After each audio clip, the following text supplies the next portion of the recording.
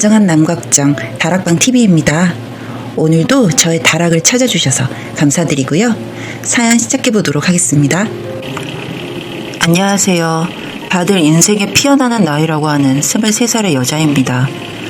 행복하고 예뻐야만 하는 나이에 저는 우울증을 앓고 있습니다. 마음의 감기와도 같은 병이라고는 하지만 저는 증세가 좀 심각해서 약도 좀 강하게 받아다 먹고 있습니다. 의사가 그러더라고요. 일상생활에 지장이 있을 정도로 증세가 심해서 우울감에 스스로 잘못된 선택도 할 수 있으니 자칫 폐쇄병동에 입원해야 할 수도 있다고요. 의사의 말처럼 사실 극단적인 생각도 안 해본 건 아니에요. 제 성격 자체가 자기 비하가 심하고 열등감이 강하고 스트레스에 취약하고 멘탈이 약한 편이라서 쉽게 이런 정신병에 걸릴 수밖에 없는 상태라고 하더라고요. 그렇게 대기실에 앉아있던 여느 날과 다름이 없는데 어떤 남자가 제 옆에 앉더군요. 처음엔 대수롭지 않게 생각했습니다. 대기실 자리도 손님이 없어서 넓은데 굳이 내 옆자리에 앉은 게 의심스럽긴 했지만 이내 핸드폰으로 시선을 돌렸습니다. 그때 갑자기 이유 모를 불안이 엄습했고 몸이 사시나무처럼 떨리면서 한동안 잠잠했던 공황이 재발하려나 하는 순간에 그 남자가 갑자기 제 손을 잡는 겁니다. 당신도 공황이에요? 저도 그것 때문에 약 받으러 왔는데. 하고 많은 자리를 두고 굳이 내 옆에 앉아놓고 내가 갑작스레 떨기 시작하자 생판 모르는 남에게 말을 걸어오는 이 남자. 대체 뭘까요? 당신 다음이 내 차례예요. 진료 끝나면 저 나올 때까지 잠시 기다려줄 수 있어요? 어이없는 제안이었지만 저도 모르게 고개를 끄덕였습니다. 제 차례가 되어서 진료실에 들어가자 의사는 약을 꾸준히 먹고 있냐고, 약 안 챙겨 먹거나 끊게 되면 악화될 가능성이 높으니 꾸준히 챙겨 먹으라고 하더라고요.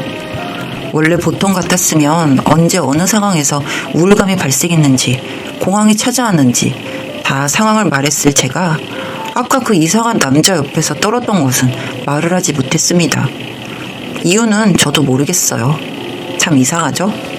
병원은 참 지루합니다. 의사는 여느 때와 다름없이 뭐하고 지냈느냐, 약 먹는데 불편함은 없는지에 대해 물어봤습니다. 뭐하긴요. 하루 종일 우울감에 시달리며 방 안에 뭉클여 꼼짝도 못하고 사람을 기피하게 되고 폐인처럼 생활하며 밤낮을 내리우는걸요. 아픈 기억도 트라우마도 상처도 없는데 그냥 삶이 너무 버거운 겁니다. 살아가기 싫고. 원래 이유 없는 정신병이 더 무서운 거라던데 저는 매번 의욕이 없고 사람을 만나도 텐션이 낮아지고 기가 빨리고 뭐가 그리 즐거운지 다 같이 웃고 떠드는 모습을 보면 저만 동떨어진 기분이 들어요. 사실 약도 먹지 않고 그냥 삶을 끝내고 싶은 기분이 매일마다 수십 번은 솟구칩니다. 병원도 약도 내게 도움이 되지 않는구나 싶을 때 저는 그 선택을 하려고 생각은 하고 있습니다. 그때의 진료를 마치고 저는 대기실로 나왔고 절 보고 있던 남자가 저에게 웃으며 말을 걸어왔습니다. 어디 가지 말고 여기 있어요. 저 금방 진료 마치고 나올게요. 언제 봤다고 갑작스럽게 친한 척을 해대는지 죽기 전에 별일 다 겪겠다고 생각하면서 그냥 그 남자가 들어가고 나서 한숨 한번 쉬고 대기실에 다시 앉았습니다. 그 남자 말대로 기다려주게 된 거죠. 앉아있는데 별의별 생각이 다 들더군요. 그 남자는 공황이 왜 왔을까? 불안 증세가 나만큼 심한가? 저 사람도 극도로 살기 싫은 마음이 속에 있을까? 나는 왜 아까 저 사람이 옆에 왔다고 떨었지? 대인 기피가 갑자기 심해진 건가? 그래도 옆에 사람 왔다고 떠는 정도는 아니었는데. 생각하다 보니 역겨워져서 점심에 먹었던 걸 다 개워내고 싶은 느낌이 들었습니다. 하지만 참았죠. 빨리 토하고 싶다는 생각을 하고 있는데 그 남자가 나오는 겁니다. 많이 기다렸어요? 어서 가요. 어딜 가자는 건지 참. 이 사람 진짜 또라이일 수도 있겠다. 위험한 사람일까 싶었는데 죽는 것보다 더 험한 일이 있을까 싶어서 그냥 까무러치는 심정으로 따라 나섰습니다. 그런데 이 남자 저를 차에 태워 어딘가로 데려가더라고요. 지금 어디 가는 거죠? 어디 좋아하는데요? 저 놀이동산 그쪽이랑 가고 싶어서요. 뜬금없이 왜 놀이동산? 사람 많은 데를 제일 싫어하는 저인데 말이죠. 그리고 공황장애 있던 사람이 웬 놀이동산인가요? 저기 공황장애 있다고 하지 않았어요? 놀이동산 같은데 가도 되는 거예요? 그가 갑자기 씁쓸한 표정으로 바뀌더니 말했습니다. 안 돼요. 심하면 발작 일으킬 수도 있어요. 그런데 당신 아까 떠는 거 보고 이상한 오기가 생기더라고요. 그래서 같이 놀이동산 가보고 싶었어요. 이건 웬 헛소리인가 싶어서 기가 차서 그냥 창문만 바라보고 있는데 어느새 놀이동산에 도착했더라고요. 입구에는 솜사탕을 팔고 있었고요. 학생들도 연인들도 정말 많았습니다. 주말도 아니었는데 확실히 사람들이 많더라고요. 솜사탕 먹을래요? 아무 말 안 했는데 덥석 솜사탕 2개를 쥐더니 계산하라고 분홍 솜사탕 1개를 저에게 건네주는 겁니다. 먹어요. 달고 포송포송한 거.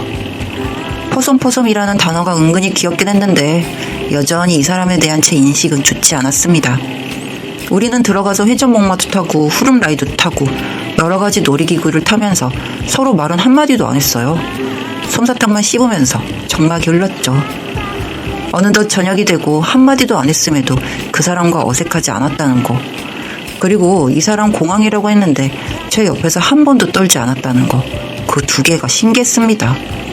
그런데 그때 그 남자가 말을 하더라고요. 저기요, 우리 집 갈래요?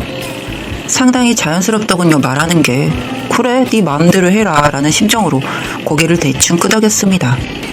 차를 타고 그의 집으로 들어가서 그는 나를 방에 앉혀두고 본인은 먹을 것 좀 사오겠다며 밖을 나섰습니다. 그의 방 안에 홀로 남게 된 저는 궁금증이 생겨서 그의 방을 살펴보기 시작했습니다. 그런데 푸른색 일기장, 궁금함을 이기지 못하고 펼쳐들었습니다. 오늘 내 연인 유나가 불치병으로 세상을 떠났다. 그 이후로 잠도 안 오고 매일 잠을 설치고 불면의 공황까지 와서 시달리게 되었다. 유나는 정말 사랑스러운 사람이었다.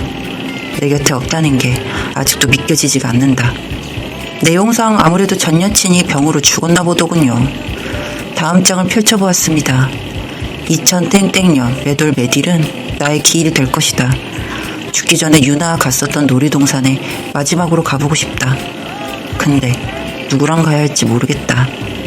일기에 적힌 몇월 몇일 날짜는 바로 내일이었습니다. 깜짝 놀라 일기장을 바닥에 떨어뜨렸습니다. 생판 모르는 사람이 죽던 말던 저와는 상관없지만 그래도 막상 사람이 내일 죽는다는 유서와 같은 일기를 보고 나니까 가슴이 철렁했습니다. 일기를 원위치에 두고 TV를 틀고 속으로 오만 생각과 걱정을 다하며 그를 기다렸습니다. 그는 과자 몇 개와 음료와 라면을 사왔더군요. 술 안 마시죠? 저 그쪽이랑 자려고 데려온 거 아니에요. 그냥 좀 놀다가 집에 가요. 데려다 줄게요. 직감이 왔습니다. 나 데려다 주고 생을 끝내려고 하는구나. 그래서 냉큼 물었습니다. 유나가 누구예요? 당신이 유나를 어떻게 알아요? 일기장 봤어요. 놀이동산 같이 갈 사람으로 저를 택한 이유가 뭐예요? 그것도 생전 처음 보는 사람을. 제 옆에서 떨던 모습이 뭔가 제가 걔 보내고 나서 한참 동안 그 상태였어서 뭔가 그랬어요. 조용히 과자를 뜯고 음료를 마시면서 라면은 끓이기 귀찮아 저 옆에 치워두고 과 먹기 시작했습니다. 죽지 마요. 나도 죽고 싶은데 살아. 당신 죽는다고 유나가 좋아하지 않을 거예요. 모르면 함부로 떠들지 말아요. 대화를 하는데 왠지 저는 그 사람을 막을 수 없을 것 같았습니다. 왠지 예감이 그랬어요. 그래도 마지막 선의의 마음으로 한 번은 붙잡아야겠다고 생각했고 그렇게 붙잡아 본 것이었는데 제 마음을 알아주길 바라고 있는데 그 남자가 갑자기 통성명을 해오더군요. 이름을 말 안 했죠? 제 이름 윤혜찬이에요. 혜찬 씨구나. 저 다 먹었으니 이만 가볼게요. 저 혼자 가도 돼요. 생애 마지막을 꿈꾸는 그는 침울하지도 허탈하지도 아무렇지도 않아 보이는 모습이었습니다. 저는 그냥 이만 자리를 떠나줘야 할 것 같았고 그 길로 집에서 나와 마구 달렸습니다. 그래야 제가 살 수 있을 것 같아서요. 그리고 달리면서 제가 붙잡은 그 마음이 전달되길 바랬습니다. 그렇게 며칠 후 약을 탈 날짜가 되어 다시금 병원을 찾았습니다. 질문이 있어서 의사 선생님께 여쭤봤어요. 혹시 환자분 중 윤혜찬 씨 오늘 안 오셨나요? 아, 그분 서로 아는 사이인가요? 안 좋은 일로 그만 상을. 제 예감이 맞았습니다. 가끔씩 왠지 모르게 동정심은 아닌데 죽고 싶은 제 심정을 그가 대신 풀어주고 간 것 같아서 생각날 때마다 눈물이 날 때가 있습니다. 인생에 이런 아이러니하고도 이상한 일은 결코 없을 것 같다는 생각도 들고요. 결국 그의 선택이니 하늘에선 부디 행복했으면 좋겠다고 바라봅니다.